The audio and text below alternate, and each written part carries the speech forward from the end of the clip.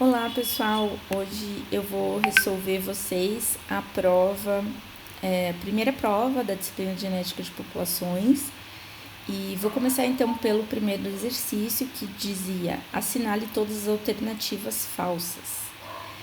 A correção desse exercício foi feita de forma que cada letra aqui vale meio ponto e se você marcar a alternativa como verdadeira, ela for verdadeira, você ganha meio ponto. E se você marcar ela como falsa e ela for falsa, você ganha meio ponto. Ou seja, né, se ela for verdadeira e você não marcou ela, né, como não deveria ter marcado, você ganha meio ponto também para aquela alternativa.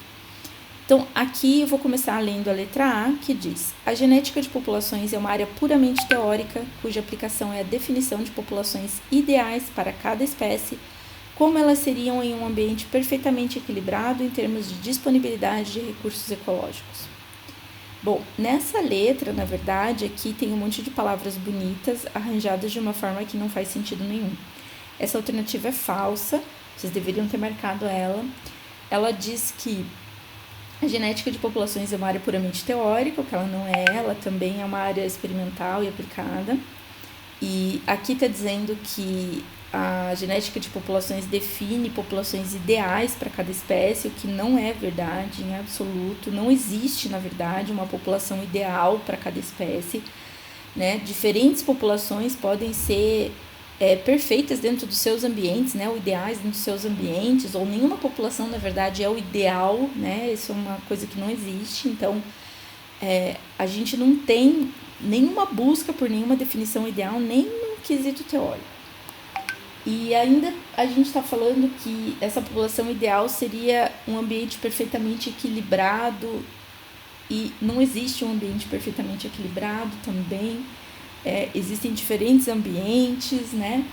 E aqui diz que esse equilíbrio seria em termos de disponibilidade de recursos ecológicos, o que também é um monte de palavras bonitas unidas de forma que não fazem sentido juntas. Essa alternativa é totalmente inventada, é falsa. Na letra B, a gente tem: polimorfismo genético é a presença de variação genética comum em uma população, definida como a presença de pelo menos 2 alelos em uma dada população para um gene ou loco, sendo que nenhum desses alelos ultrapasse a frequência de 99% na população. Essa alternativa é verdadeira, tudo que está sendo dito aqui está correto, é a própria definição de polimorfismo. Eu falei isso em aula várias vezes, né? A gente tem a definição de que polimorfismo é a presença de variação genética comum em uma população, né? Isso é a definição de polimorfismo. Esse comum a gente diz que tem um limite, né, de que pelo menos 2 alelos existam para que exista variação e que nenhum deles seja mais frequente do que 99%, porque senão só existiria basicamente um alelo na população, né? E esse limite de 99% é arbitrário, mas é o limite que é utilizado na definição. Então, a letra B é correta. Vocês não deveriam ter marcado essa letra. A letra C diz: o desequilíbrio de ligação é o contrário do equilíbrio de Hardy-Weinberg, ou seja, quando as frequências alélicas observadas não estão de acordo com as esperadas. Essa letra C é falsa, ela está misturando vários conceitos, tá? O desequilíbrio de ligação aqui, ele não tem relação com o equilíbrio de Hardy-Weinberg. Primeiro que o equilíbrio de Hardy-Weinberg, ele é para um polimorfismo, para cada polimorfismo em si, uma relação entre as frequências alélicas desse polimorfismo com as frequências genotípicas desse mesmo polimorfismo. Já o desequilíbrio de ligação, ele é uma relação entre as frequências haplotípicas, ou seja, a combinação de pelo menos 2 polimorfismos diferentes, né, em um mesmo cromossomo, e o quanto eles estão se combinando de forma aleatória ou não, né? Ou seja, o quanto alelos de 2 polimorfismos estão se combinando nos cromossomos de forma aleatória ou não. Ou as frequências haplotípicas estão né, na população de uma forma em combinações aleatórias ou não aleatórias devido à ligação que existe entre os 2 polimorfismos por estarem no mesmo cromossomo.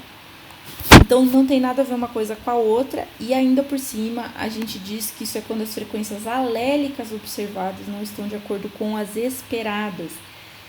E nem o equilíbrio de Hardy-Weinberg tem uma comparação de frequências alélicas observadas com as esperadas, e nem o desequilíbrio de ligação. Na verdade, frequências alélicas esperadas é uma coisa que não existe.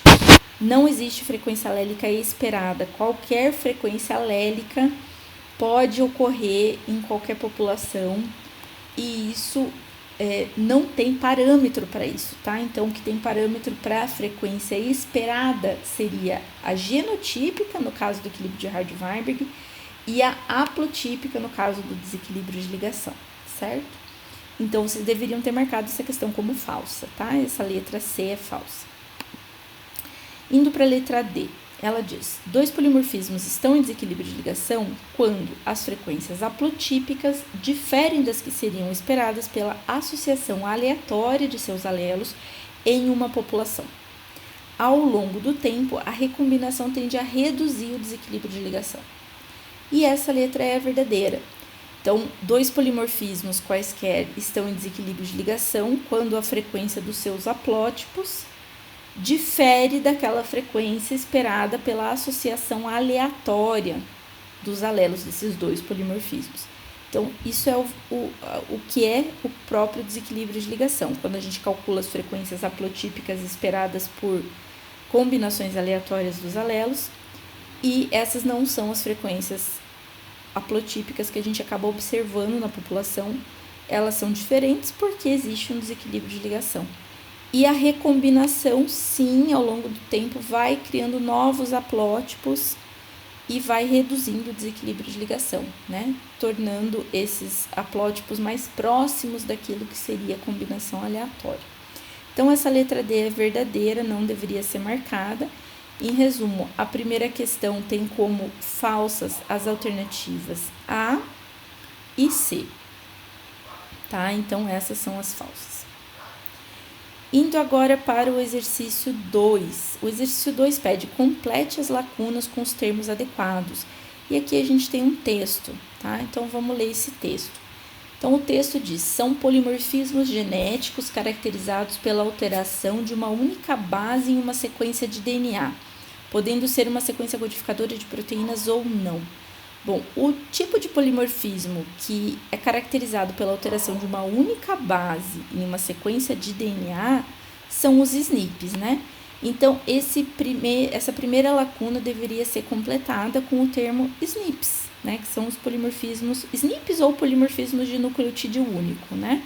Se você quisesse escrever por extenso. Aí, o texto continua, né? Já os lacuna, né, são polimorfismos de ausência ou presença de uma determinada base ou sequência curta de DNA.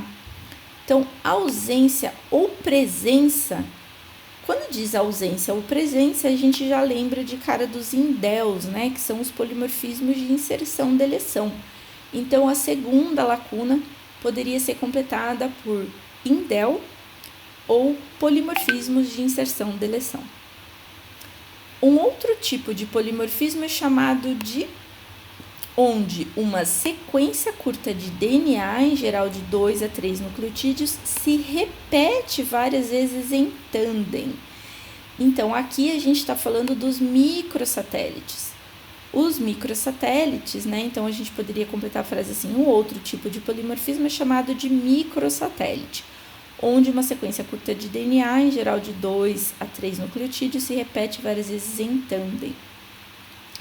Nesse caso, os diferem pelo número de repetições. O que difere pelo número de repetições nos microsatélites? Então, diferentes repetições nos microsatélites são alelos diferentes. Então, essa última lacuna seriam alelos que diferem pelo número de repetições. Tá? Essa foi a questão 2, tá? Cada lacuna preenchida corretamente aqui vale, então, 0,25. O total da questão é de 1 ponto. E aí a gente vai para a última questão, que é a questão 3, que é a maior parte da prova, né? E aqui a gente tem uma situação que foi colocada para a gente, dizendo que essa espécie Stenella longirostris, que é conhecida como golfinho rotador, ocorre em oceanos tropicais e subtropicais, incluindo o Brasil. E no projeto Golfinho Rotador, que visa a preservação da diversidade marinha, foi estudada a população do arquipélago de Fernando de Noronha. Mesmo pertencendo à mesma espécie encontrada em todos os oceanos, os rotadores de Noronha são geneticamente diferenciados de outras populações de rotadores do mundo. Então, aqui a gente tem dados de um polimorfismo do tipo SNP, não são dados reais, mas a situação aqui é real. Tem esse projeto mesmo, o projeto Golfinho Rotador, que estuda a diversidade genética, dos golfinhos rotadores e busca a preservação da diversidade marinha, não só da espécie, mas de toda a diversidade marinha, e estudou a população, inclusive, lá de Fernando de Noronha, mas os dados aqui não são reais, mas a gente está colocando hipoteticamente um SNP com os genótipos GG, GA e AAA, e aqui o número de indivíduos, o número de animais com cada genótipo. Então, foram encontrados 19 golfinhos GG, 52 golfinhos heterozigotos GA e 14 golfinhos homozigotos AA. Aqui nós temos a letra A pedindo as frequências genotípicas. Então, calcule as frequências genotípicas do SNP na população. Então, nós vamos calcular a frequência de cada um desses 3 genótipos. Então, eu vou mostrar para vocês aqui na planilha, resolução, o cálculo. Então, primeiro eu vou colocar aqui, pra gente a tabela, com as frequências, para a gente poder calcular. Colocar os genótipos primeiro, que a gente tem GG, GA e AA.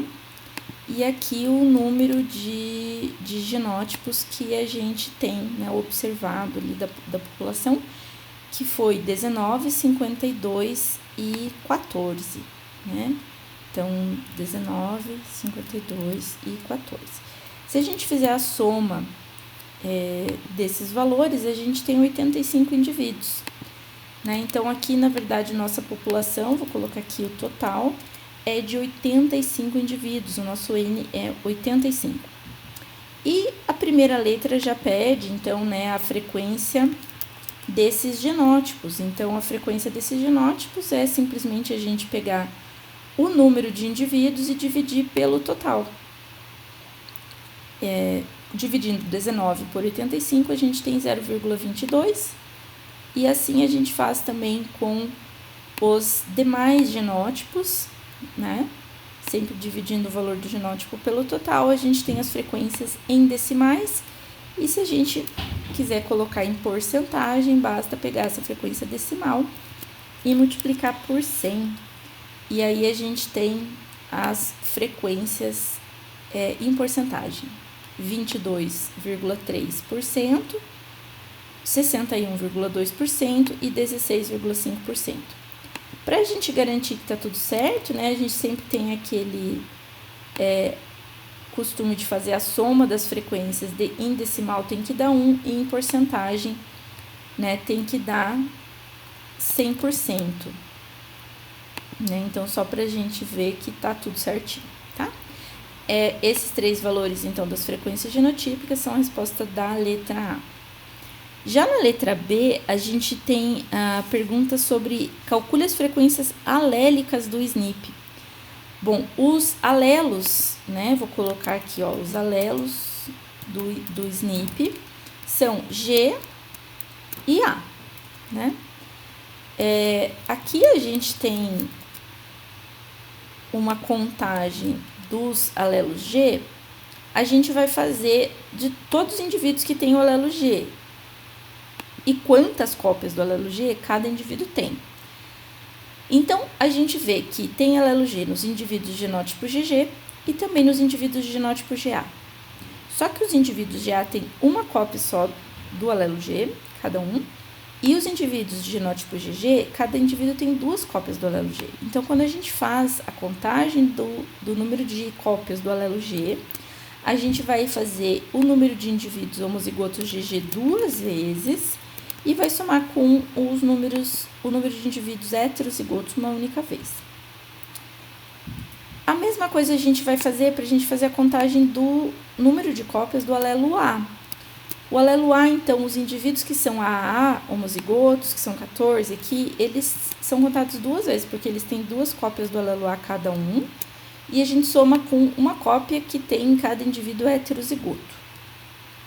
Então, 90 cópias e 80 cópias, se a gente somar, né, esses valores aqui, 90 com 80, a gente tem 170.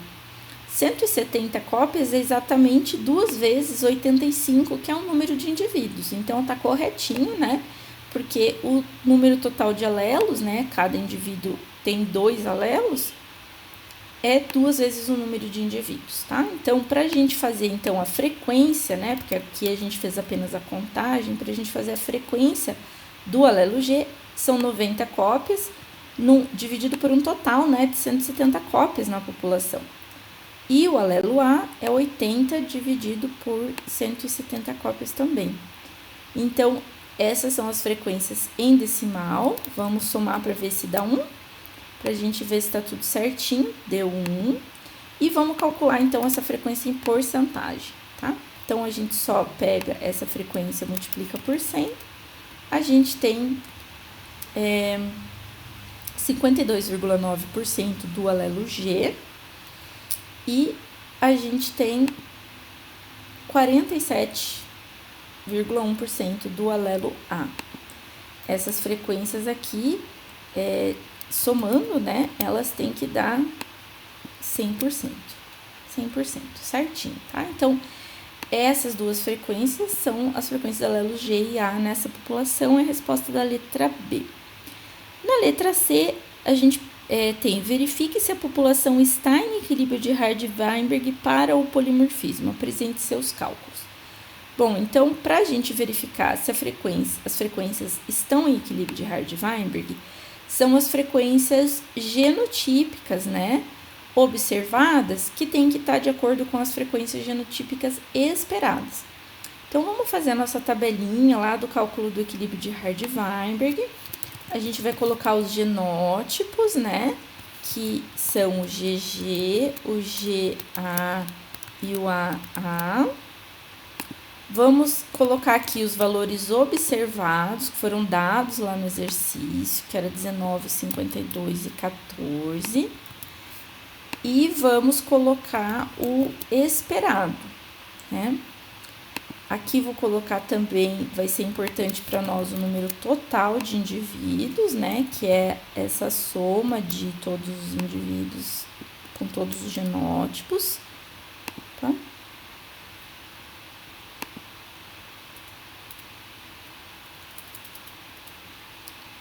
Essa soma aqui, 85 indivíduos, né? O nosso esperado também tem que dar igual o observado no total de 85 indivíduos. Como que a gente faz para calcular a frequência genotípica esperada no equilíbrio de Hardy-Weinberg? Bom, a gente tem 3 genótipos e a gente vai precisar primeiro definir entre os alelos G e A quem a gente vai chamar de P e quem a gente vai chamar de Q. Então, nesse nosso cálculo, né, nós já temos as frequências alélicas que foram calculadas na letra B, e eu vou chamar a frequência do alelo G de P, vou colocar aqui P, e a frequência do alelo A eu vou chamar de Q. Lembrando que P e Q a gente coloca em decimal, né? Então, seria essa frequência decimal aqui que eu tô chamando de P e Q. Então, se a frequência do alelo G ela é P, no equilíbrio de Hardy-Weinberg ela vai ser P ao quadrado.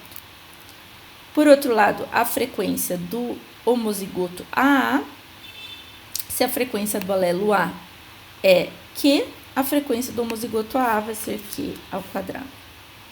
E o heterozigoto vai ser 2PQ.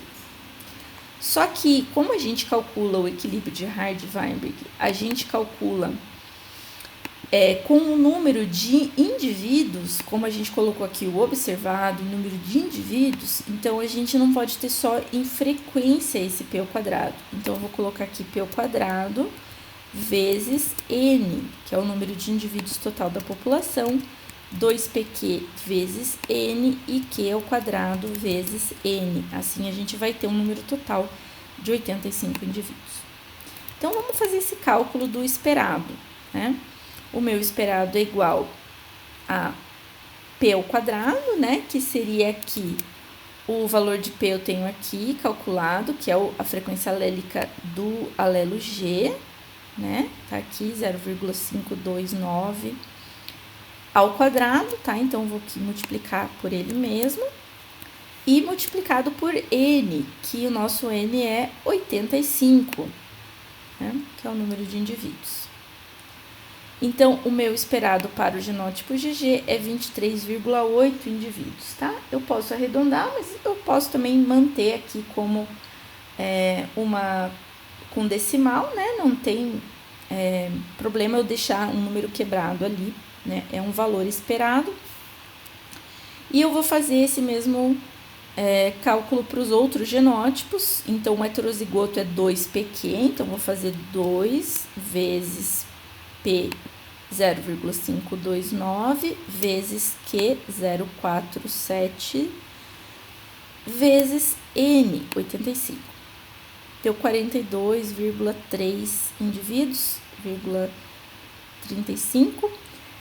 E eu vou calcular o esperado do genótipo AA, que é igual a Q ao quadrado, né? Então, vou fazer aqui, ó, Q, que é 0,47 ao quadrado, então, vezes ele mesmo, vezes N, 85, dá 18,8 indivíduos, né?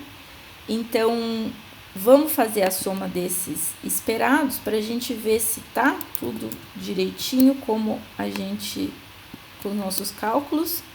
85 indivíduos, que é igual ao esperado, ao observado da população. Então, tá tudo correto.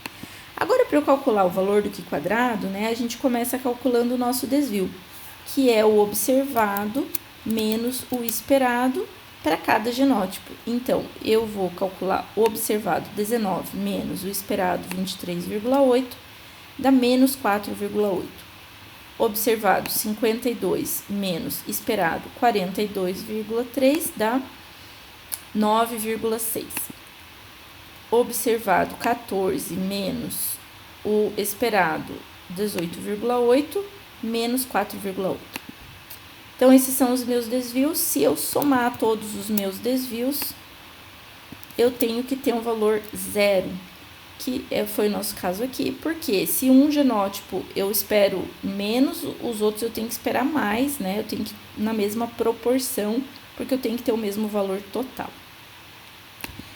O próximo passo aqui, né, é a gente elevar ao quadrado esses desvios, né? Então, a gente tem valores positivos e negativos aqui, a gente não quer isso, a gente quer poder somar esses desvios. Então, a gente faz o observado menos o esperado ao quadrado, né? Então, a gente já tem o desvio, é só elevar ele ao quadrado. Então, vou multiplicar por ele mesmo em cada uma das categorias, né, que a gente tem aqui em cada genótipo. Então, esses daqui foram os nossos desvios ao quadrado. E agora, a gente precisa colocar esses desvios em uma proporção relativa ao tamanho do esperado. Então, a gente pega o valor do desvio ao quadrado e divide pelo valor esperado do mesmo genótipo. Opa, foi na linha errada. Aqui, pego o valor desse desvio ao quadrado e divido pelo esperado daquele mesmo genótipo, 0,97, aqui nesse caso 2,19, 2,20, né? E aqui nesse caso 1,2. Então, esse daqui é o meu observado menos o esperado ao quadrado dividido pelo meu esperado, que é o Q quadrado, né? Na verdade, já de cada genótipo. Então, eu vou fazer a soma dos três valores calculados aqui. Eu tenho 4,41.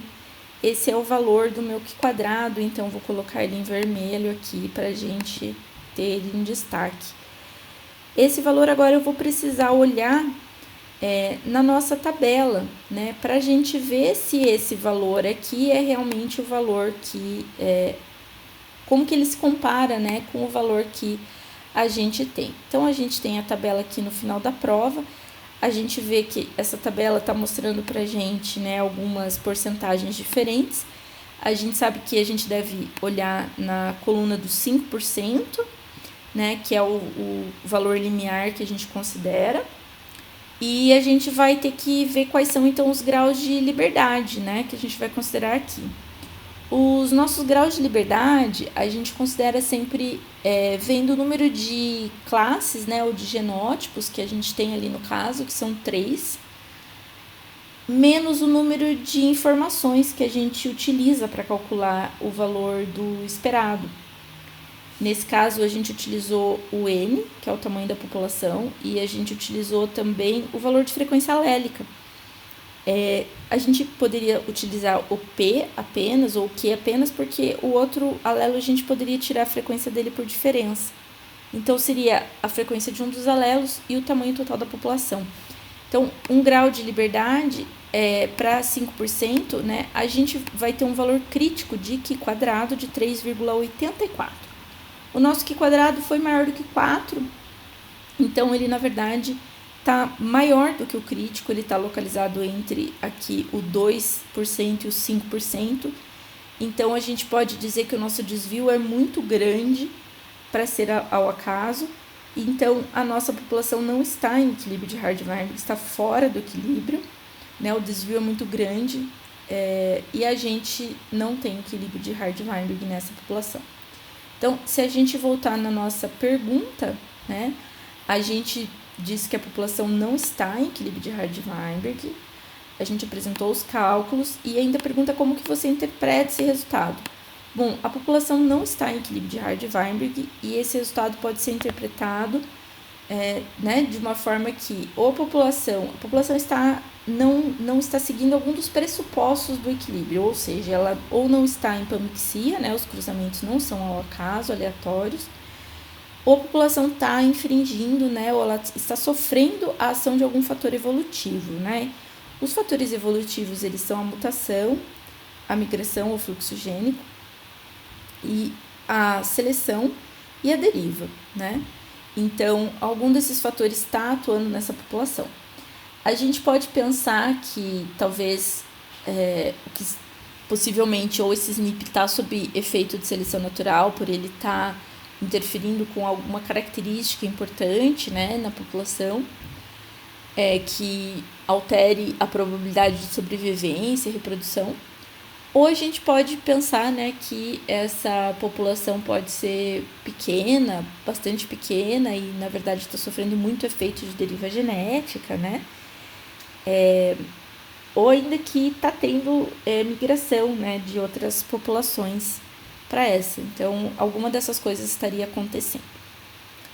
E assim a gente completa a resposta da letra C.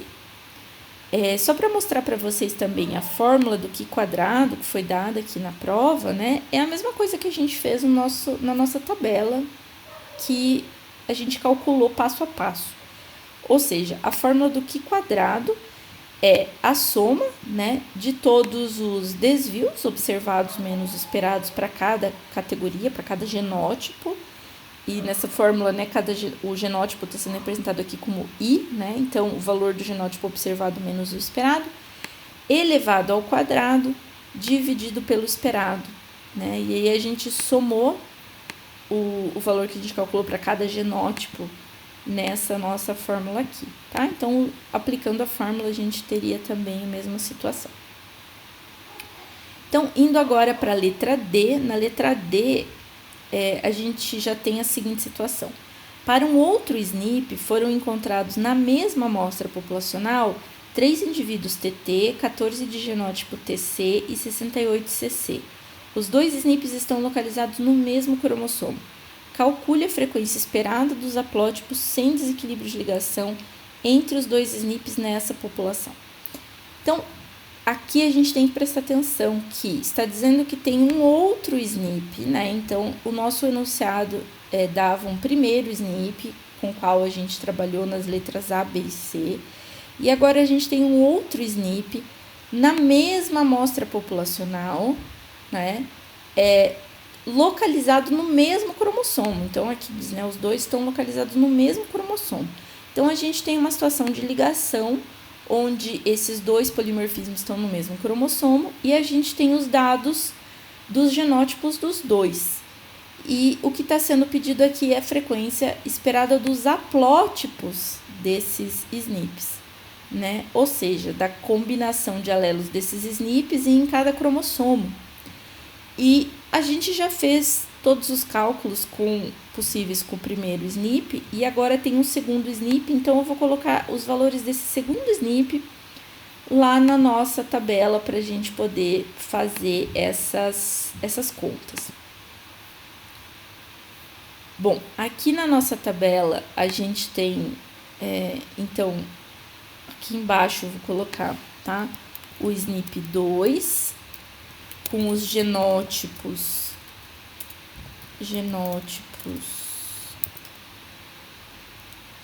TT, TC e CC, tá?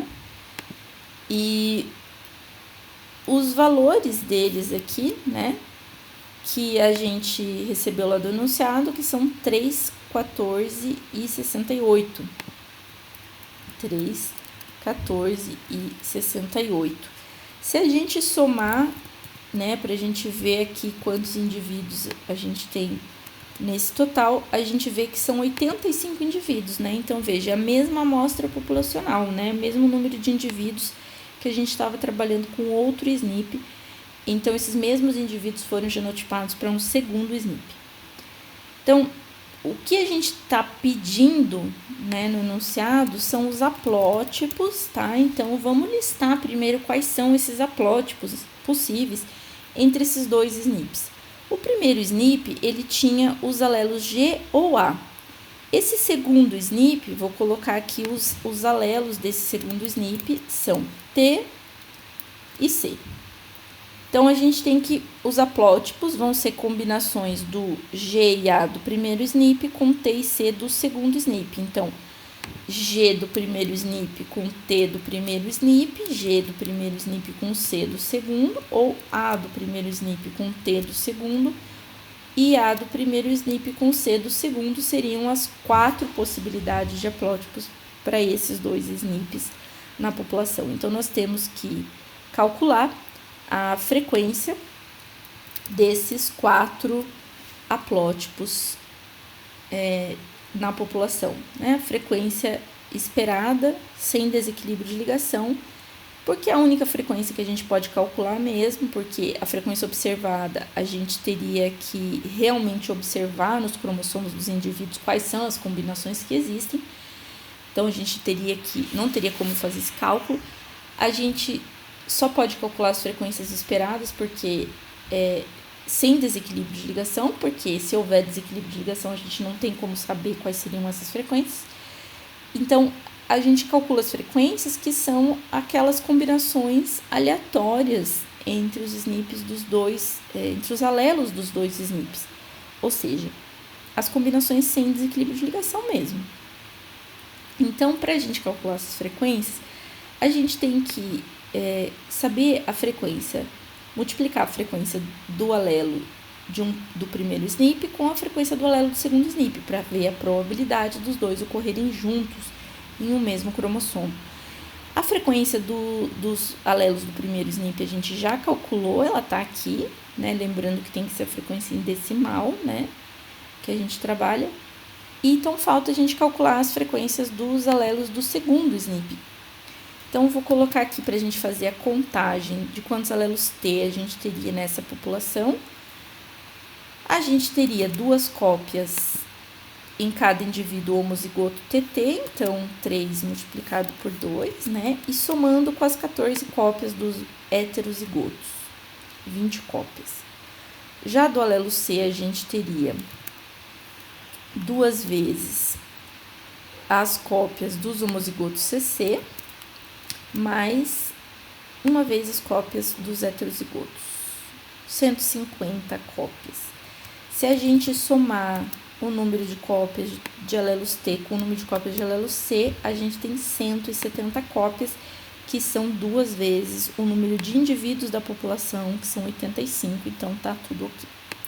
Para a gente calcular, então, em frequência decimal, a gente pega essas 20 cópias que a gente encontrou do alelo T na população e divide por o número total de alelos, de cópias dos alelos, que são 170, dá 0,12, né, arredondando.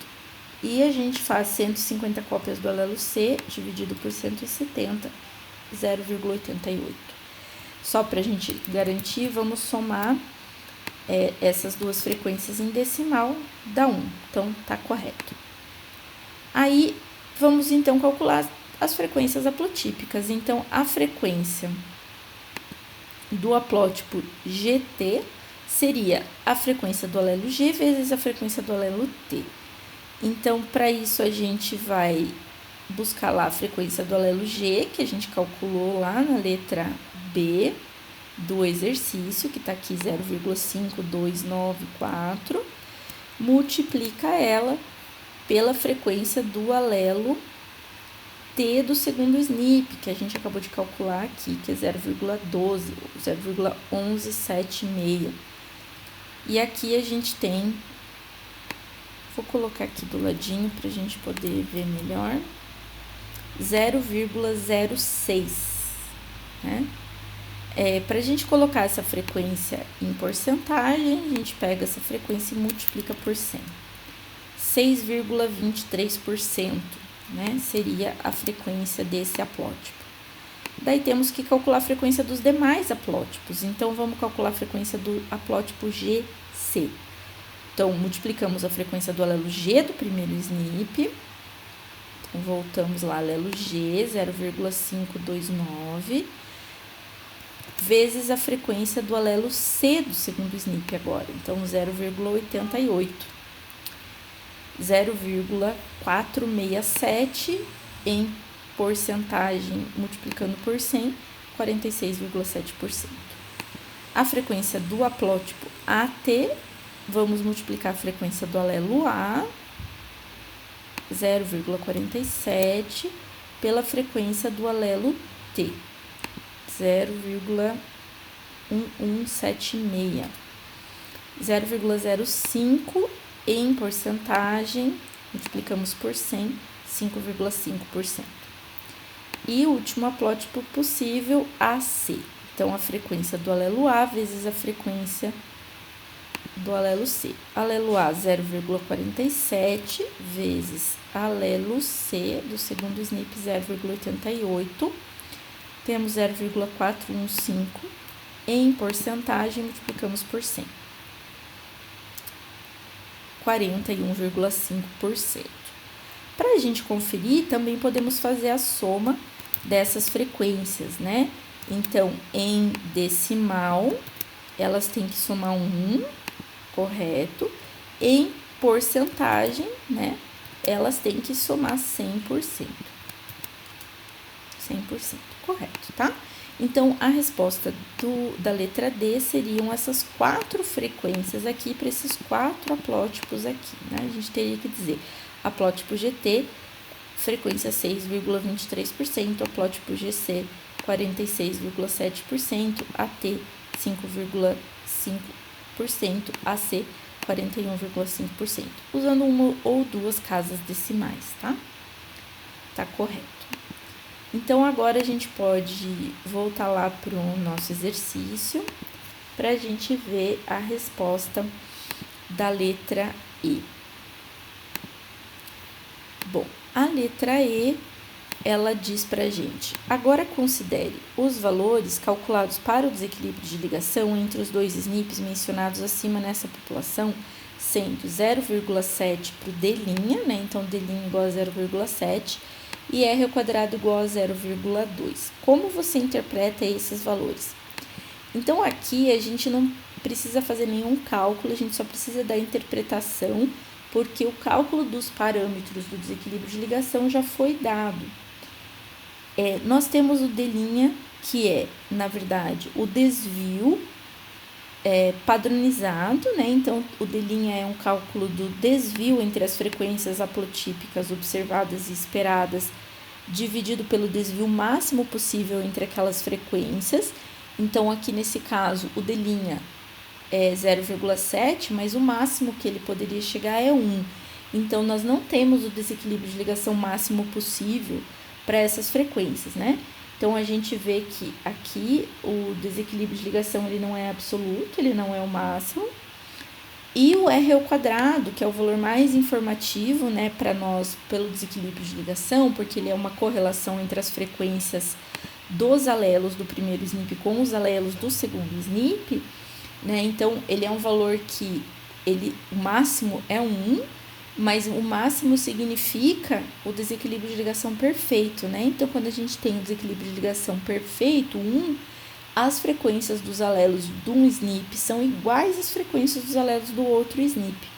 E nesse caso, o R² é 0,2, né? Ele está bem longe de ser 1. E a gente também sabe que as frequências dos dois SNPs aqui foram bem diferentes das frequências alélicas que a gente calculou. Então, esse R² mostra pra gente uma correlação bem baixa, né? Então, a gente pode interpretar aqui um baixo desequilíbrio de ligação, principalmente levando em conta esse R², né? O D' para nós aqui também, ele é um valor relativamente baixo, né? E o R² é um valor de correlação bastante baixo. Então, a gente pode dizer aqui com tranquilidade que esses dois SNPs, eles têm um baixo desequilíbrio de ligação.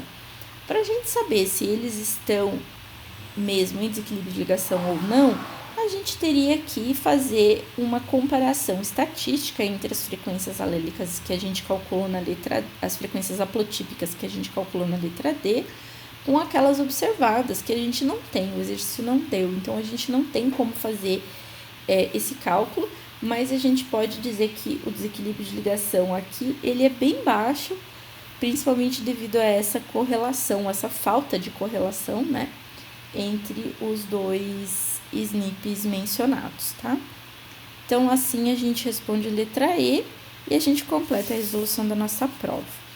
Espero que vocês tenham ido bem. Até a próxima!